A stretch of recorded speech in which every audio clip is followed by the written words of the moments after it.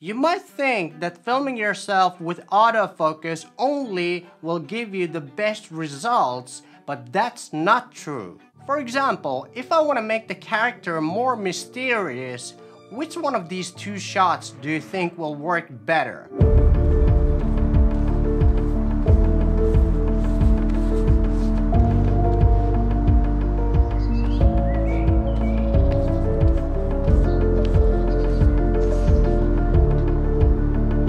Exactly. Shot number 1 was filmed with manual focus, which makes the character feel more interesting because I don't reveal too much to the audience too soon. The way I was able to pull it off was I stood in front of the camera and let the lens focus on my eyes and my face, and I reached out to the back of the camera and pressed the AF on button, which is the button that I've customized to lock the manual focus. I then took a few steps back and walked towards the camera, and I used this tree branch as a reference point to know exactly where I had to stop to end up to the point where my eyes and my face were completely in focus. And it's actually quite easy to achieve when you have a reference point to know where you have to stop. Another great technique is using the manual focus so that the foreground is in focus while the character is blurry in the background. There's two reasons and ways to use this technique. I'll tell you both. In this first shot, we have the dead tree branch on the foreground in focus, and we have the character out of focus walking in the background.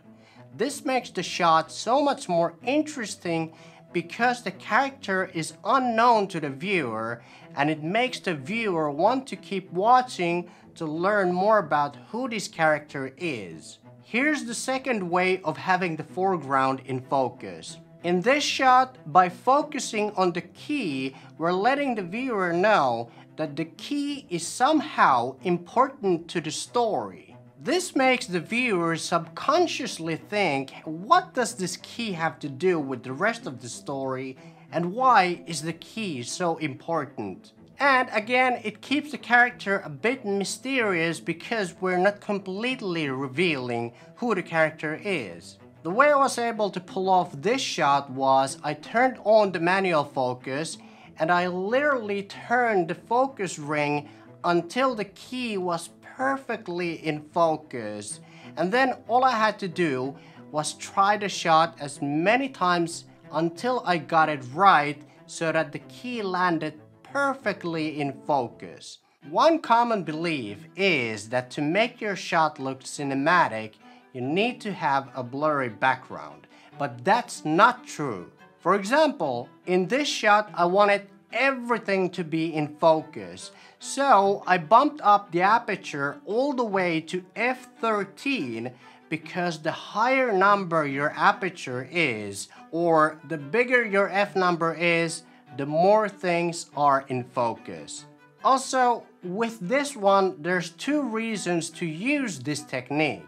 The first one is to show the environment or use it as an establishing shot. The second reason is a more practical reason, and a reason why I often use it, because this way it's easier to keep myself in focus when I'm filming myself, because everything is in focus, so I don't have to worry about whether or not I'm in focus. But here's a technique to use manual focus with a blurry background and still make sure that you're in focus. First, you need some kind of a reference point for setting the manual focus to. I used my tripod as a reference point, and I placed the tripod to the same spot where I will be moving in the frame, and then I locked the manual focus to the tripod. The reason this technique worked was because the distance between me and the camera stayed consistently the same. If you enjoyed this video and want to learn more about how to film yourself, then I highly recommend watching this video over here. Alright, thanks for watching, and I'll see you again in the next video. Take care.